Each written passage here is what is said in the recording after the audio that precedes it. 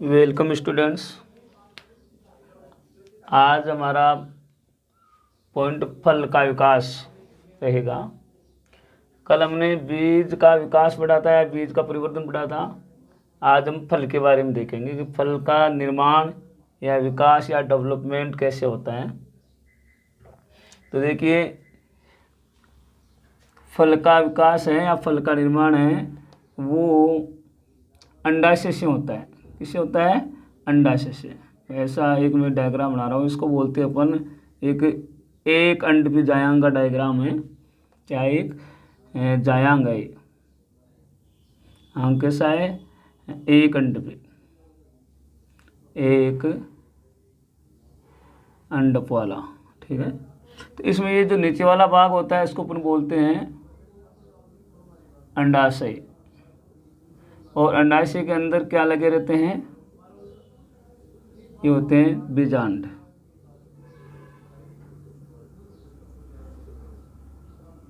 बीजांड।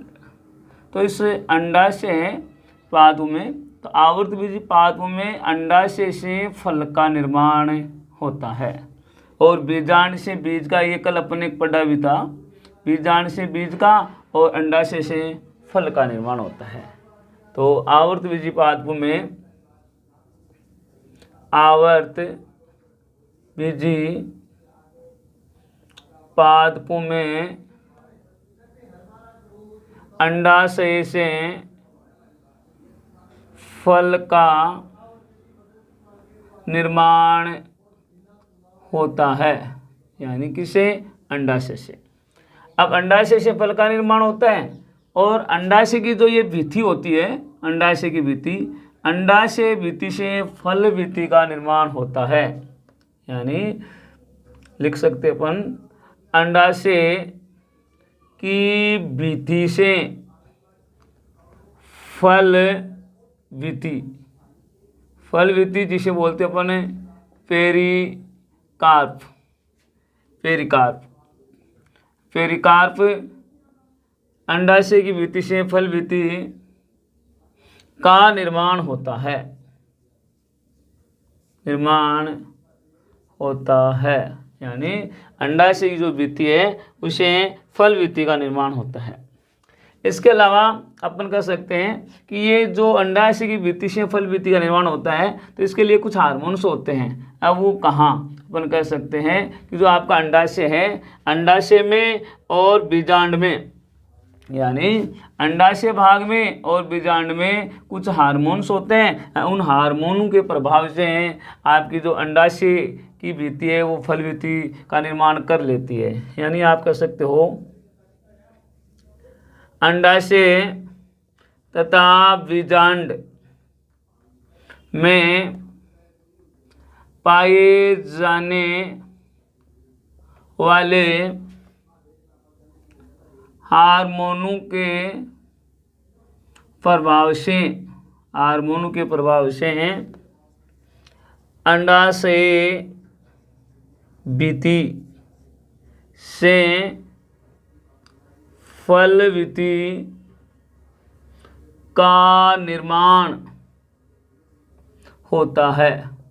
यानी आपके इस अंडाशय में और इस बीजांड में यहाँ कुछ आवर्ती हार्मोन होते हैं, हार्मोन्स पाए जाते हैं। उन हार्मोन के प्रभाव से अंडाशय की जो भित्ति है वो किसका निर्माण करती है? फल बनते समय फल भित्ति का निर्माण कर लेती है। ठीक है, इसके बाद में अपन पढ़ेंगे कि जो आपका फल है वो फल, यानी फल कितने प्रकार के होते हैं या फल कौन कौन से होते हैं। तो फलों में अपन देखते हैं तो एक आपका होता है सत्य फल। सत्य फल यानी सत्य फल, या इसे बोल देते अपन वास्तविक फल। सत्य फल या वास्तविक फल क्या होते हैं? सत्य या वास्तविक फल, देखिए कि ये मान लो, एक बार डायग्राम फिर देखना,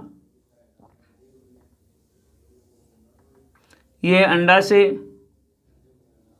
तो ऐसे फल जिनका निर्माण अंडाशय, देखो फल का निर्माण किससे हो रहा है? फल का निर्माण तो अंडाशय से हो रहा है।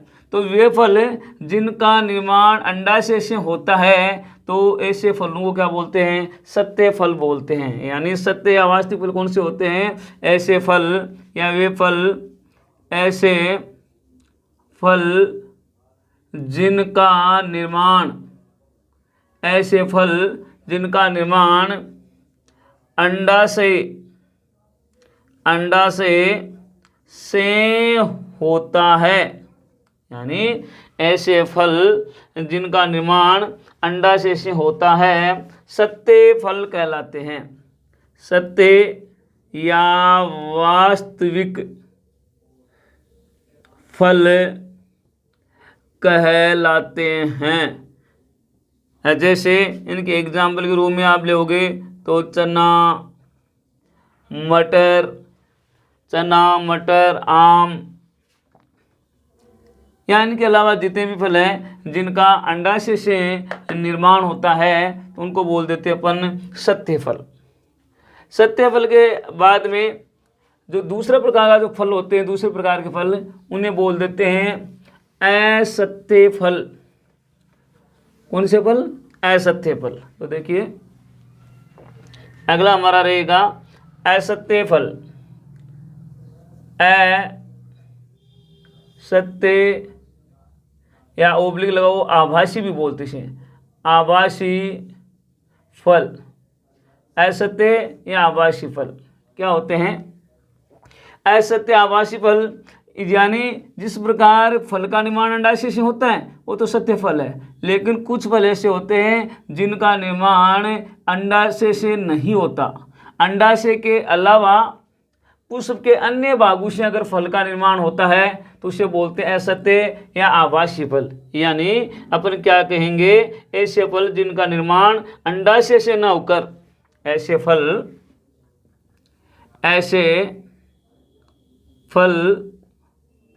जिनका निर्माण, ऐसे फल जिनका निर्माण अंडाशय से न होकर, ऐसे फल जिनका निर्माण अंडाशय से न होकर बाह्य दलपुंज, पुष्पासन इनसे होता है। अंडाशय से न होकर बाह्य दलपुंज एवं पुष्पासन से होता है तो ऐसे फल असत्य या आभासी फल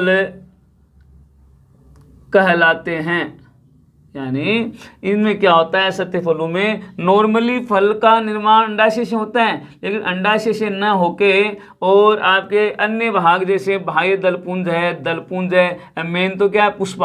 पुष्पासन से अगर किसी फल का निर्माण होता है तो ऐसे फल क्या कहलाते हैं? ऐसे फल असत्य फल कहलाते हैं। इसके एग्जाम्पल है सेव, एग्जाम्पल के रूप में सेव,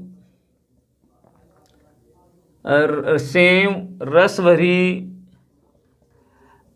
अखरोट, ये इसके एग्जाम्पल है। अर्थात सेव है, रस भरी है, अखरोट है, ये असत्य फल होते हैं। इसके बाद हम क्या करेंगे? अगला एक पॉइंट लेंगे, उसका नाम है प्राकृतिक अनिषेक फलन। प्राकृतिक यानी फल के विकास में छोटे छोटे पॉइंट हैं। प्राकृतिक अनिषेक फलन यानी पार्थेनोकार्पी, नेचुरल पार्थेनो यानी प्राकृतिक अनिषेक फलन, या केवल अनिषेक फलन आए तो भी वही बात है। इसको अपन क्या बोल सकते हैं? नेचुरल पार्थेनोकार्पी या केवल पार्थेनोकार्पी बोलते हैं। क्या होता है अनिषेक फलन? जो क्या होता है अनिषेक फलन?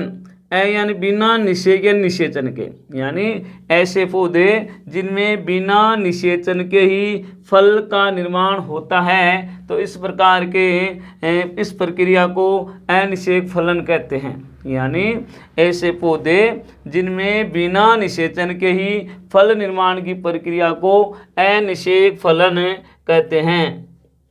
तो क्या लिखोगे, जब पादपों में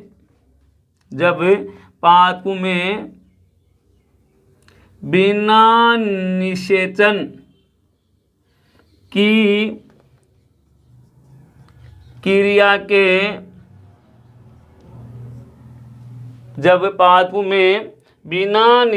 की क्रिया के फल का निर्माण होता है, तो इसे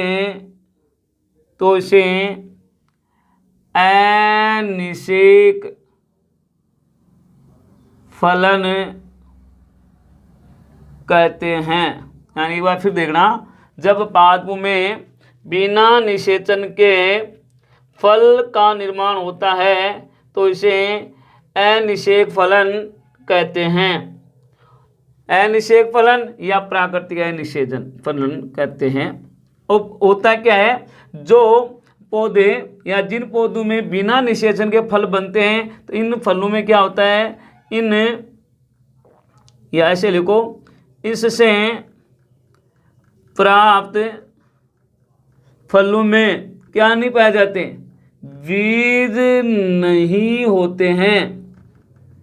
यानी जो फल आपको अनिषेक फलन से प्राप्त होते हैं, अनिषेक फलन से प्राप्त फलों के अंदर क्या नहीं पाए जाते हैं, बीज नहीं होते हैं। उदाहरण के रूप में यहाँ लेंगे केला, अंगूर, पपीता। केला, अंगूर, पपीता, ये आपके कुछ पौधे ऐसे हैं जिनमें फल का निर्माण अनिषेक फलन से होता है, इनमें क्या नहीं पाए जाते हैं, बीज नहीं पाए जाते हैं। इसके बाद में हमारा अगला पॉइंट रहेगा प्राकृतिक अनिषेक फलन के, अगला रहेगा प्रेरित अनिषेक फलन। प्रेरित अनिषेक फलन अगला क्या रहेगा, प्रेरित अनिषेक फलन। प्रेरित अनिषेक फलन में क्या होता है, देखो, इसमें अपन फल निर्माण की प्रक्रिया के लिए पौधों को क्या करते हैं, प्रेरित करते हैं।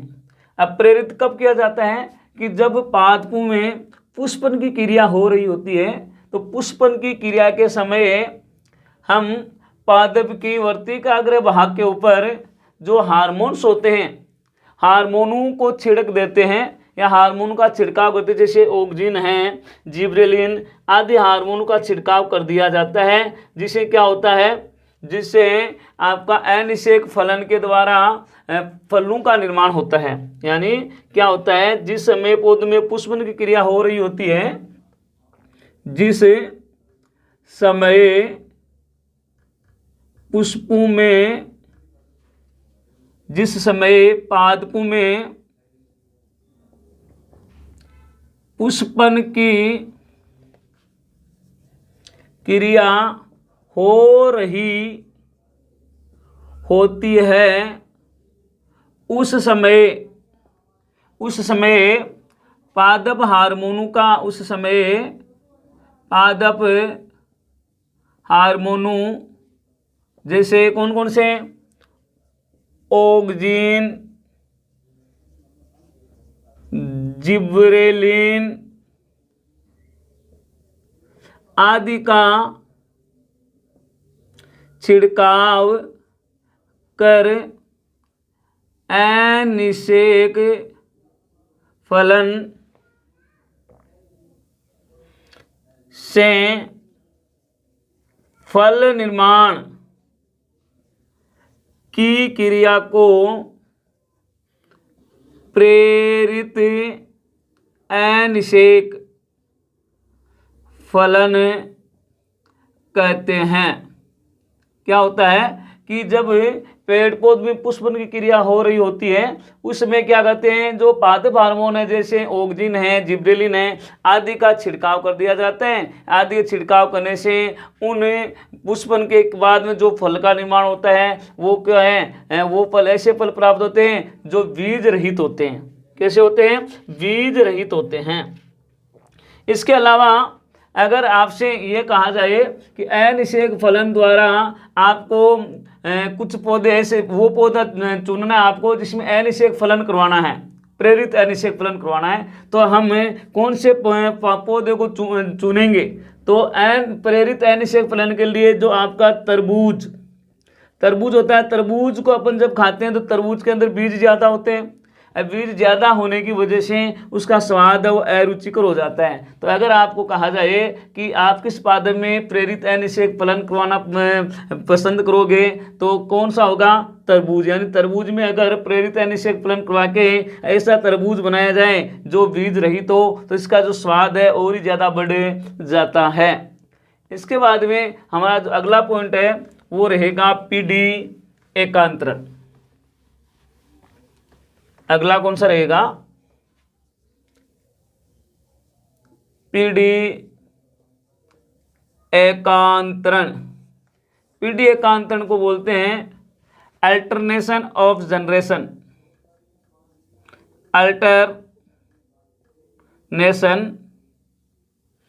Alternation of generation.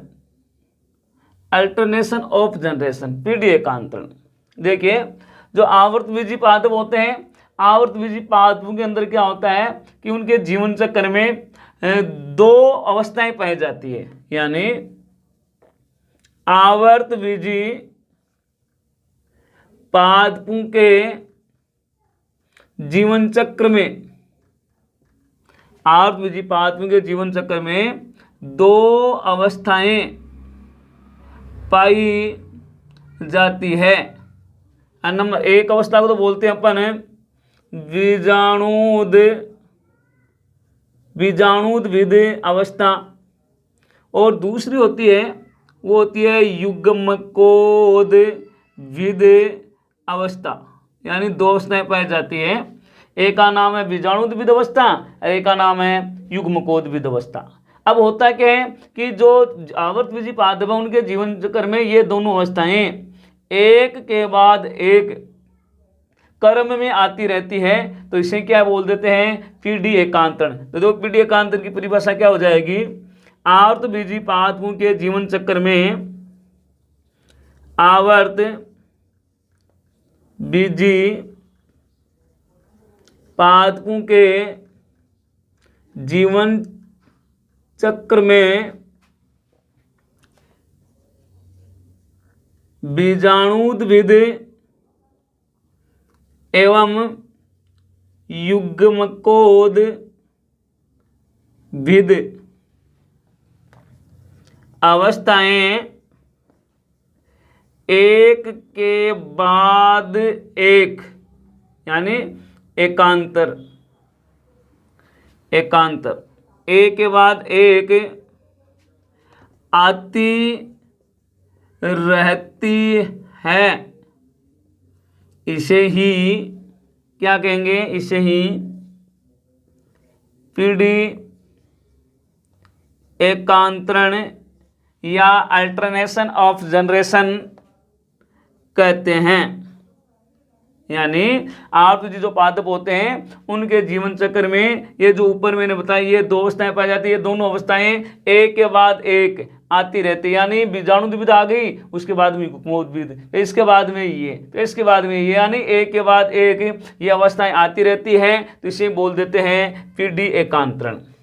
इसके अलावा जो आपके जो बीजाणुद्विद अवस्था है, ये बीजाणुद्विद की अवस्था है, इसकी शुरुआत युग्मन से होती है। यानी मेन आपकी इसमें क्या होता है, ये बीजाणुद्विद अवस्था है ये तो प्रधान होती है, और युग्मकोद्विद अवस्था है ये आपकी गौण होती है।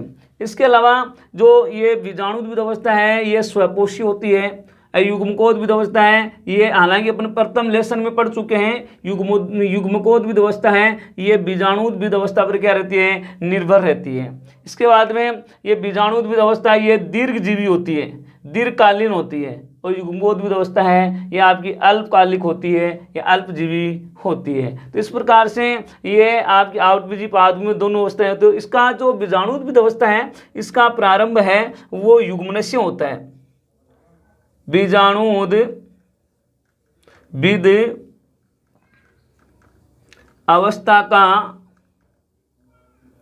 अवस्था की शुरुआत युग्मनज से होती है, यानी जो बीजाणुद्भिद अवस्था है उसकी शुरुआत किससे होती है? युग्मनज से। इसके अलावा युग्मनज अवस्था है आपकी बीजाणुद्भिद अवस्था, बीजाणुद्भिद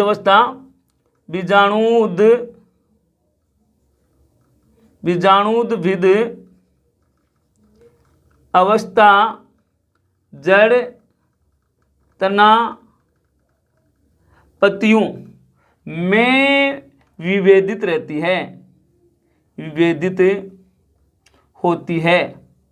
यानी बीजाणुद्भिद अवस्था है वो जड़ है, तना है, पत्तियों के अंदर क्या रहती है? विभेदित रहती है। और क्या है? ये द्विगुणित होती है। क्या होती है? द्विगुणित तथा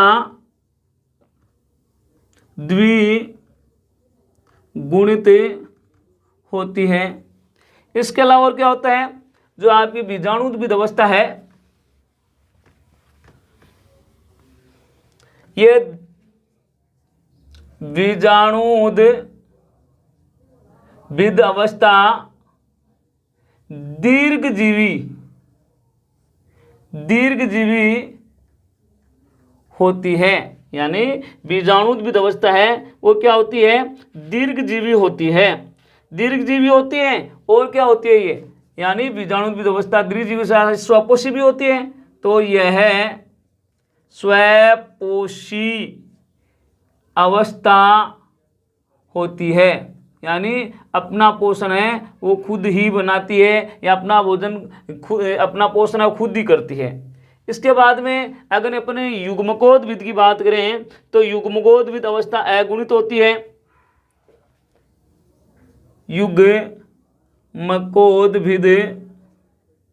युग्मकोद्भिद अवस्था अगुणित होती है तथा इसका विकास किससे होता है? बीजाणुद्भिद अवस्था से ही होता है। यानी अपन कहेंगे कि जो आपकी युग्मकोद्भिद अवस्था है ये अगुणित होती है, साथ ही इस अगुणित युग्मकोद्भिद अवस्था का जो विकास है वो किससे होता है? आपका बीजाणुद्भिद अवस्था से ही होता है। इसके अलावा अपन ये कहेंगे कि जो आपकी युग्मकोद्भिद अवस्था है ये पूर्ण रूप से किसमें निर्भर रहती है? बीजाणुद्भिद पे। तो युग्मकोद्भिद अवस्था बीजाणुद्भिद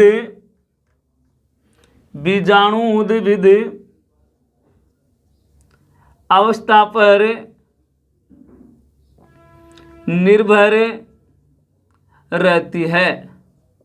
ठीक है।